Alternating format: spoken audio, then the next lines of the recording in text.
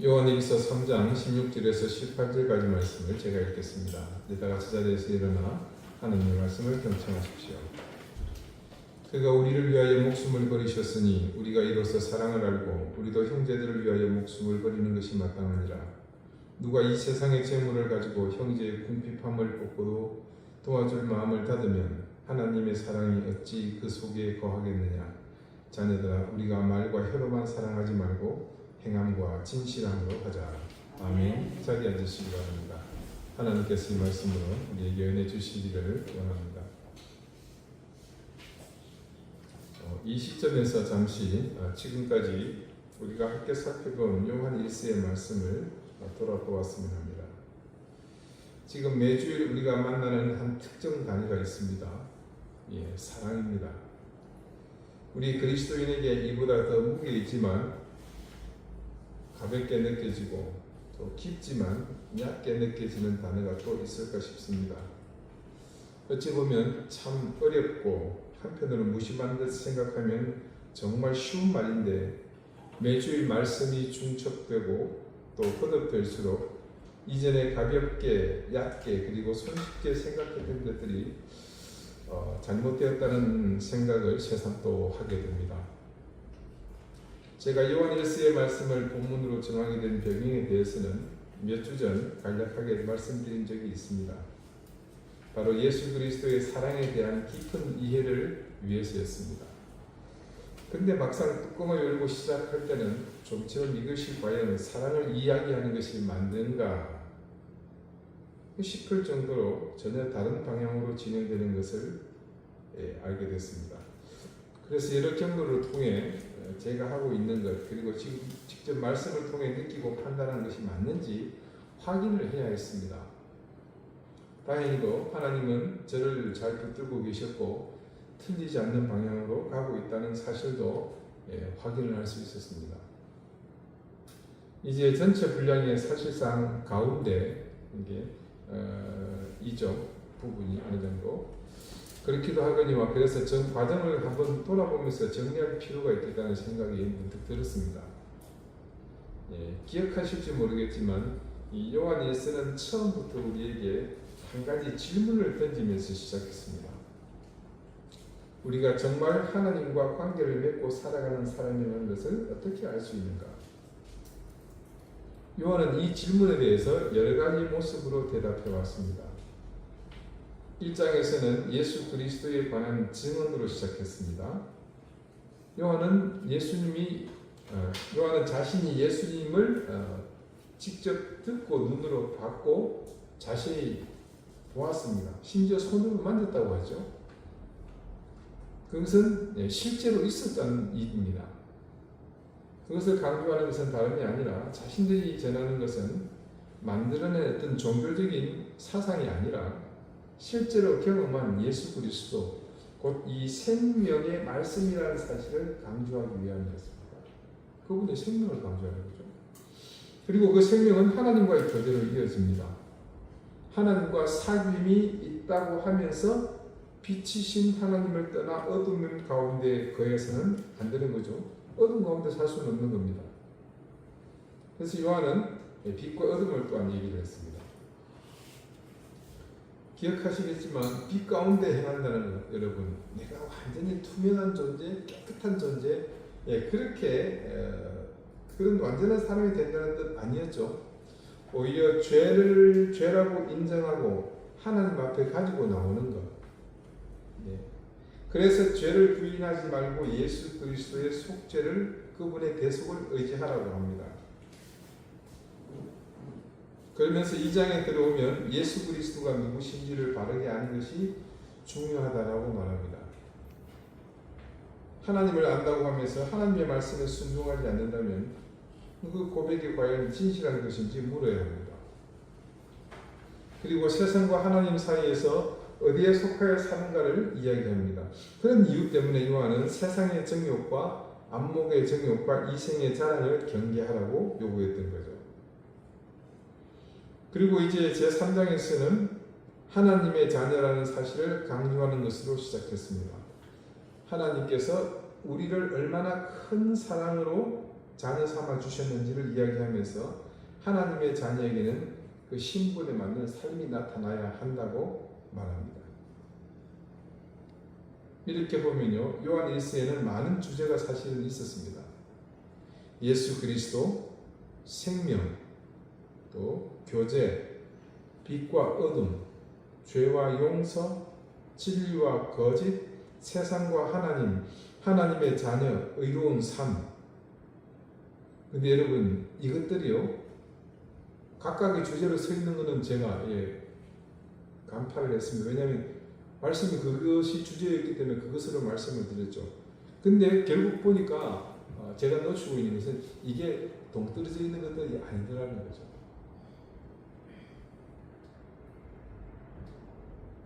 요한은 계속해서 한 가지를 확인하고 있습니다.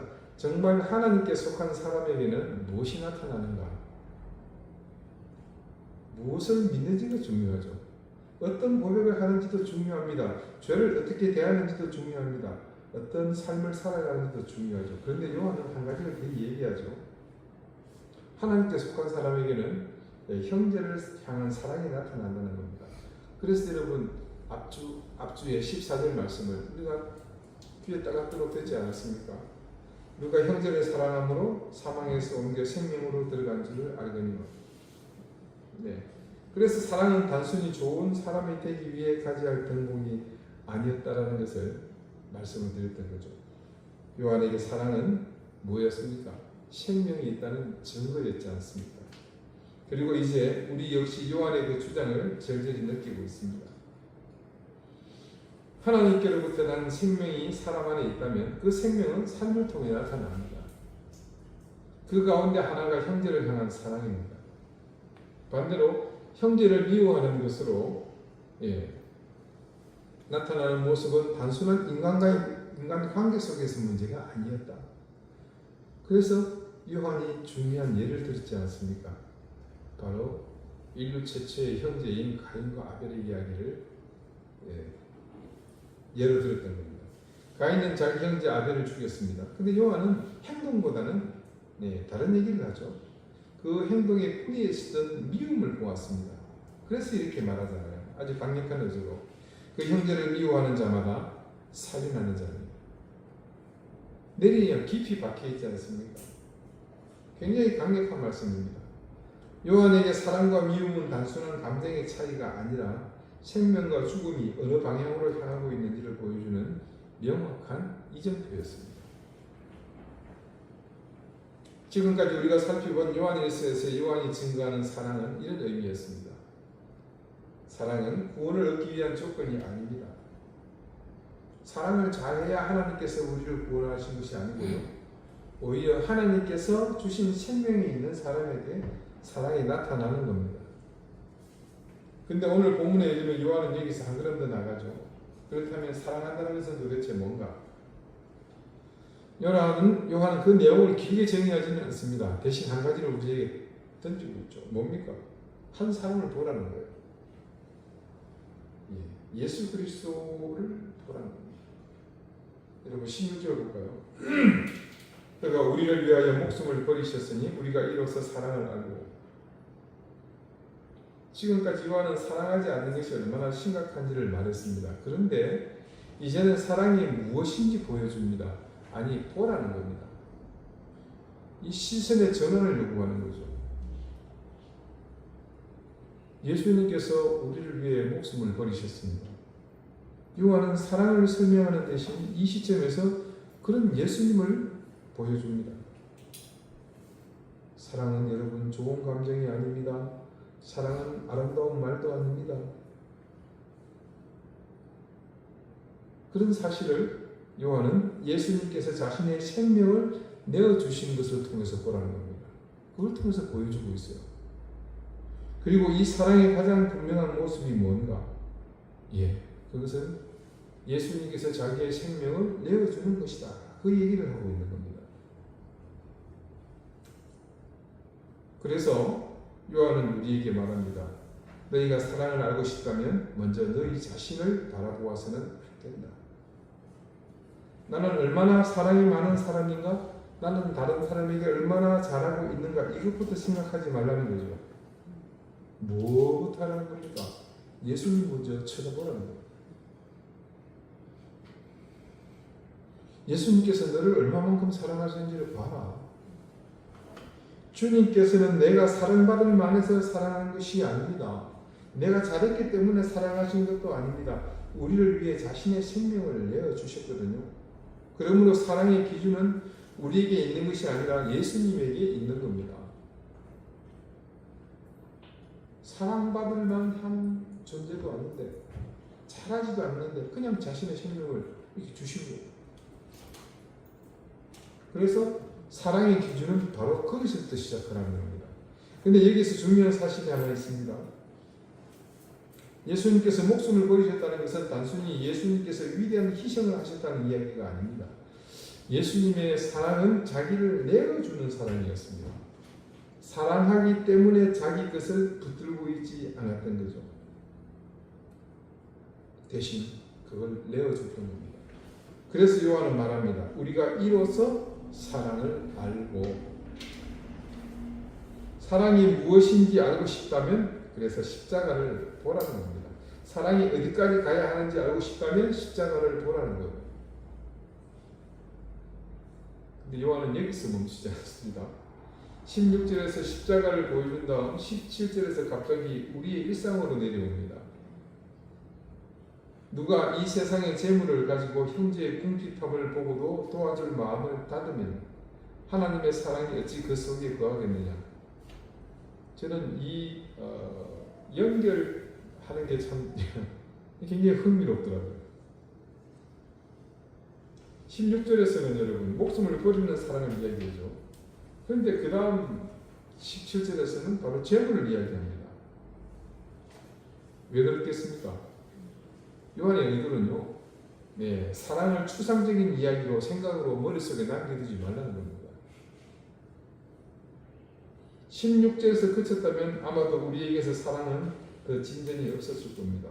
그거 우리가 다 알고 있는 거잖아요. 처음 지적한 그것 있잖아요. 우리에게 사랑이 무게이지만 가볍게 느껴지고, 그죠? 깊지만 얇게 느껴지고, 그래서 쉽게 지나치는 것으로 그렇게 거치고 말았을 겁니다. 또 그런 얘기 한번 감동 있게 듣고, 그래, 주님 감사합니다 하고 지나갈 수밖에 없는 구도였을 거라는 거죠. 그래서 예수님께서 목숨을 내어주신 사랑을 이야기하고 나서 곧바로 우리의 일상으로 내려옵니다. 그렇다면 네가 지금 갖고 있는 건 뭐냐? 우리는 매일매일 뭔가를 가지고 삽니다.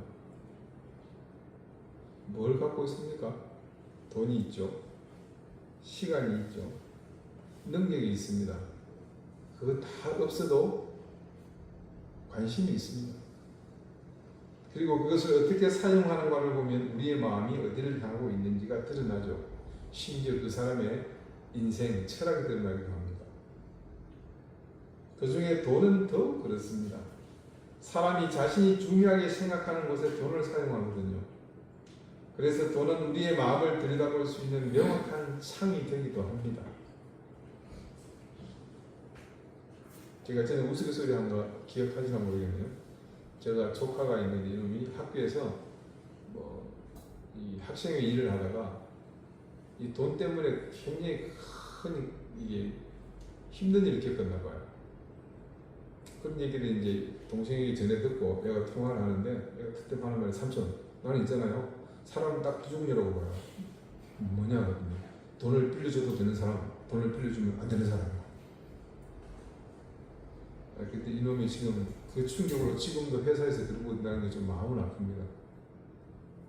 자, 여러분 17절에서 요한은요 재물을 가지고라고 말한 뒤에 아주 중요한 표현을 하나 사용합니다. 마음을 닫으면. 형제의 궁핍함을 봤습니다. 근데 마음을 닫았습니다. 피를 보지 못한 것이 아닙니다. 뭐예요? 봤는데 마음을 닫은 거예요. 이것이 오늘 말씀에서 중요한 부분입니다. 사랑은요 상대방의 피를 보지 못하는 것이 아니라 보고도 외면하지 않는 겁니다. 지금은 역사상 최고의 물질 문명이 발달한 시대입니다. 내년은 또 더 발달하겠죠. 재물은 우리의 삶을 편리하게 만들어 주었습니다. 돈이 있으면 할 수 있는 게 많아요. 좋은 것을 누릴 수도 있고 또 미래를 준비할 수도 있습니다. 그러나 물질이 삶을 편리하게 만드는 것을 넘어 삶의 기준이 되기 시작하면 문제가 생기는 거죠. 이것이 나에게 얼마나 이익이 되는가? 내가 이것을 포기하면 무엇을 잃게 되는가? 이것을 사용하면 나에게 무엇이 돌아오는가? 이런 계산이 삶의 모든 영역을 지배하기 시작합니다. 그런데 여러분, 사랑은요, 그 계산을 멈추게 합니다. 그리고 대신 질문을 바꿉니다. 이것이 내 것인가 해서 이것을 어떻게 사용할 것인가로. 그래서 재물은 사랑을 보여주는 하나의 중요한 바로미터가 될 수 있습니다. 물론 돈을 많이 나눈다고 해서 반드시 사랑이 큰 사람이라는 뜻은 아닙니다. 중요한 것은 크기가 아니라 방향입니다. 내가 가진 것을 나 자신만을 위해 사용하면서 다른 사람의 필요에는 마음을 닫고 있지는 않는가 하는 겁니다. 누군가에게는 돈이 가장 소중할 수 있습니다. 어떤 사람에게는 시간이 더 소중할 수 있습니다. 어떤 사람에게는 자신의 명예와 자존심을 내려놓는 것이 가장 어렵습니다. 어떤 사람에게는 편안함을 포기하는 것이 가장 큰 희생일 수 있습니다. 그러므로 여러분, 목숨을 버린다는 말씀을 단지 문자적인 죽음으로만 생각할 필요는 없습니다. 어쩌면 여러분, 그것 때문에 우리가 좀 더 가볍게 쉽게 생각했는지도 모르겠죠. 아, 목숨을 버려야 되는 거구나. 근데 목숨 버릴 일이 없을 것 같아요. 아, 그거는 우리와 다른 세계의 문제구나. 자, 봅시다. 오늘 우리 삶에는요, 사랑하기 때문에 내가 움켜쥐고 있는 것을 내려놓는 것으로 그것이 나타났습니다. 여기까지 우리가 접근할 수 있어야 되는 거죠. 시간을 내어주는 것, 물질을 내어주는 것, 내 자존심, 명예를 내려놓는 거죠. 때로는 내가 원하는 것을 포기하고 다른 사람을 선택하는 것일 수도 있습니다. 근데 요한은 18절에 이것을 아주 간단하게 정리합니다. 자녀들아, 우리가 말과 혀로만 사랑하지 말고 행함과 진실함으로 하자. 예, 사랑한다는 말을 하는 것은 어렵지 않습니다. 우리 지난주도 쉬운 거 하나 했잖아요. 저도 실천했습니다. 한 분에게 문자 보냈어요. 잘 계십니까? 늘 기억하면서 기도합니다. 사랑합니다. 기도하겠습니다. 도와드리겠습니다. 말은 아무것도 잃지 않고 할 수 있습니다. 하지만 실천에는 행동에는 대가가 따릅니다. 시간을 내주어야 합니다. 물질을 내놓아야 할 때도 있습니다. 자존심을 내려놓아야 할 때도 있죠. 그래서 요한은 행함과 진실함이라고 말합니다. 사랑은 말로 증명되는 것이 아니라 삶에서 확인되는 것이기 때문입니다. 여러분, 우유 자주 드십니까? 네. 우리나라 많은 그 우유 회사 중에 메일유업이라고 있죠. 예, 이 메일유업 공장에는요, 공공이라는 비밀이 한 가지 있습니다. 그래서 매년 1년에 2번 약 열흘 동안 생산 라인을 멈추는 겁니다. 이유는 특수 분유 제조를 하기 때문인데요. 이 분유는 희귀 질환인 선천성 대사 이상을 앓고 있는 아기들을 위한 것입니다. 신생아 5만 명 중에 1명꼴로 발병이라고 하네요. 그래서 해당 시장성이 떨어지기 때문에 아기들이 먹을 이 분유를 대량 생산을 할 수가 없습니다. 메일유업에서 이 특수 분유 생산을 시작하기 전에는요, 해외에서 분유를 구해야 하는 아기들의 부모들은 큰 걱정에 시달려야 했습니다. 근데 놀랍게도 이 특수 분유를 메일유업에서 거진 30년 가까이 생산하고 있습니다. 우리는 단지 중간에 따로 성분을 조절해서 만드는가 보다 하지만요, 단순한 문제가 아닙니다. 우선 해당 특수 분유가 무려 12종이나 된다고 합니다. 제조 과정도 고난도 작업입니다. 기존 공중의 모든 생산소들을 일일이 해체한 뒤 공정받아 정밀 세척을 하고 포장도 수작업으로 진행해야 합니다. 특수분유에 다른 성분이 섞이게 되면 이 분유를 먹게 될 아픈 아기들에게 치명적이기에 더욱 까다로운 작업입니다. 철저한 세척과 소독 작업이 무엇보다 중요합니다. 그렇게 어렵게 생산한 특수분유는 이익은커녕 손실만 매년 수억 원대입니다. 그럼에도 매일유업이 특수분유를 계속 생산한 이유는 매일유업의 창업주인 고 김보경 선대회장의 단호한 신념 때문이라고 합니다. 억만금의 수익금보다 더 크고 빛나는 가치를 가진 고 김 회장님의 고집이 무엇을 지향하고 있는지 우리는 충분히 짐작할 수 있습니다. 여러분 혹시 이런 말 들어보신 적 있으십니까? 사람은 책을 만들고 책은 사람을 만든다. 이 말은 교보생명의 창업자이신 고 신용호 회장님이 남긴 말입니다. 1980년 교보생명 광화문 사옥을 지을 때 그 위치는 서울에서도 가장 손꼽는 좋은 자리였습니다. 지금도 누구든 세워놓고 보면 다 그렇게 느끼는 곳이죠. 그래서 그 지하 1층에 내려가면 쭉 펼쳐진 아케이드가 생기게 되죠. 수익성이 좋은 상업시설을 넣자는 의견이 나왔습니다. 회사의 모든 중역들은 이구동성으로 그렇게 말합니다. 단지 이제 어떤 사업을 펼칠 것인가, 식품점을 할 것인가, 레스토랑을 할 것인가, 은행을 낼 것인가, 그런 고민만 남아있습니다. 그런데 이 창업주인 신용호 회장은 그곳에 교보문고를 만들었습니다. 광화문 한복판에 돈이 되는 공간 대신에 책을 만나는 공간을 만든 겁니다. 사통팔달 제1의 몫에 청소년을 위한 멍석을 깔아주자. 그리고 그분이 남긴 가장 유명한 문장, 조금 전에 말씀드렸던 그겁니다. 사람이 책을 만들고 책이 사람을 만든다. 지금도 사옥 앞에 그 큰 돌에 그걸 새겨놨습니다. 사람은 책을 만들고 책은 사람을 만든다. 이 서점에는요, 고 신회장님이 만든 규칙이 있습니다. 첫 번째, 국민학생에게도 존댓말을 쓸 거예요. 두 번째, 책을 한 곳에 서서 오래 읽어도 절대 눈치 주지 말 거예요.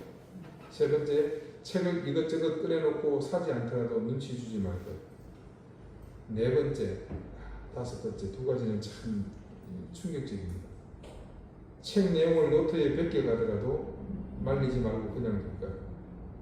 다섯째는요, 책을 훔쳐가더라도 도둑 취급하여 절대 망신 주지 말고 남의 눈에 띄지 않는 곳에서 따뜻하게 타이를 거. 이 정도면 서점 마음이 딱 좋지 않습니까? 실제로 이 서점은요, 2022년에는 138억, 물론 그 앞에도 계속해서 수십억씩 적자가 났습니다.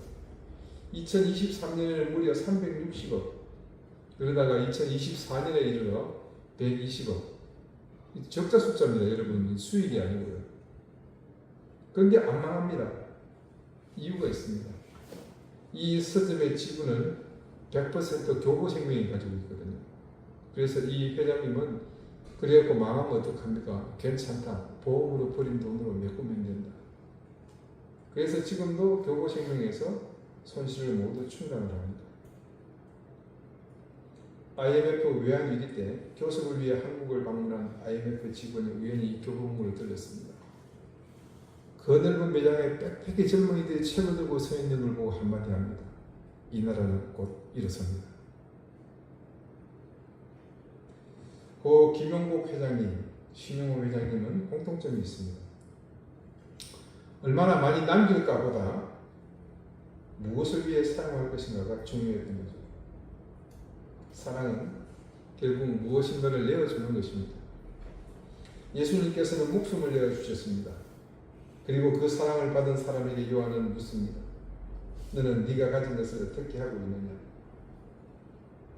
얼마나 많이 가지고 있느냐가 아닙니다. 무엇을 위해 사용하고 있느냐입니다.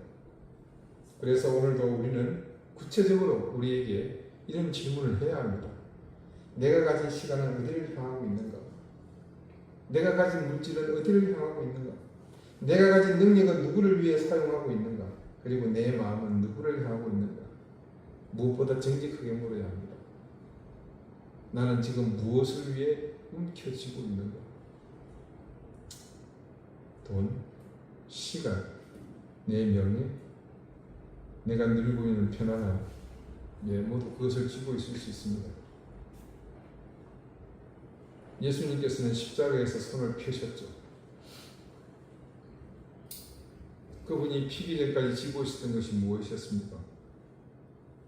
자기 호흡이잖아요.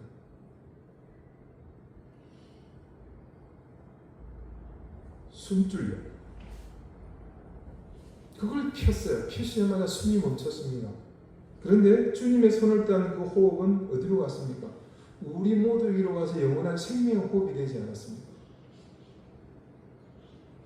그 사랑을 받은 우리가 오늘도 모든 것을 움켜쥔 채 살아간다면 그 사랑이 도대체 우리 삶에서 어떤 형태로 무엇으로 나타날 수 있겠습니까?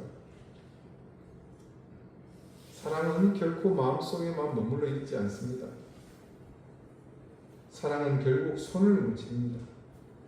우리의 발걸음을 움직입니다. 사랑은 결국 내가 가진 것을 움직입니다. 그리고 그때 우리는 말이 아니라 삶으로 사랑을 보여주게 됩니다. 여러분 오늘 집에 가시면 주무실 때 옆에 같이 누운 사람 눈치 안 채게 내 손을 살짝 펴보십시오. 그리고 내 마음도 함께 좀 열어봤으면 좋겠습니다. 내가 움켜쥐고 있는 것이 뭔지, 그리고 그 손을 조금씩 펼칠 각오와 결단을 했으면 좋겠습니다.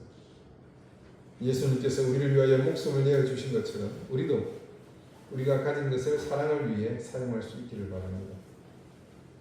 우리의 작은 내어줌을 통해 누군가가 위로를 받고 누군가가 다시 일어나고 누군가가 하나님의 사랑을 경험하게 된다면 그걸로 충분합니다. 그때 우리의 사랑은 말이 아니라 삶이 됩니다. 그리고 우리의 삶을 통해 요한이 말했던 생명이 드러나게 될 것입니다. 말과 혀로만 사랑하지 말고 행함과 진실함으로 하자. 이 말씀이 오늘 우리의 삶에 스며들기를 바랍니다. 사랑은 내가 무엇을 느끼는가만의 문제가 아닙니다. 사랑은 내가 무엇을 내어줄 수 있는가의 문제입니다. 예수님께서 우리에게 그렇게 사랑을 보여주셨기 때문입니다. 사랑은 그렇습니다. 기도드리시겠습니다. 주님, 삶에서 자주 내 손을 들여다보게 해주십시오. 오늘도 힘줄에 핏기가 돌 정도로 강하게 움켜쥐고 있는 것들이 무엇인지 직시하게 해주십시오. 그 움켜쥔 손이 지금 내 영혼을 병들게 하고 있지는 않은지, 나를 하나님과 멀어지게 하고 있지는 않은지 정확하게 보게 해주십시오. 주님께서는 십자가에서 우리와 가까이 다가오시기 위해 모든 것을 쏟아내 주셨는데 오늘 우리는 나를 채우기 위해 주님보다 더 높이 올라가는 나를 돋보이도록 하려는 그 욕심에 헛된 것들을 잔뜩 움켜쥐고 있지는 않은지 돌아보게 해주십시오. 늘 가벼운 손으로 그래서 주님이 베푸시는 은혜를 잡을 수 있는 기회를 갖게 하시고 그래서 나보다 더 주님으로 충만한 삶이 되게 해주십시오. 그 충만함으로 이웃을 형제를 보게 하시고 그들을 향해 그것들을 나누고 베풀며 섬기는 삶을 살게 해주십시오. 예수님의 이름으로 기도드립니다. 아멘.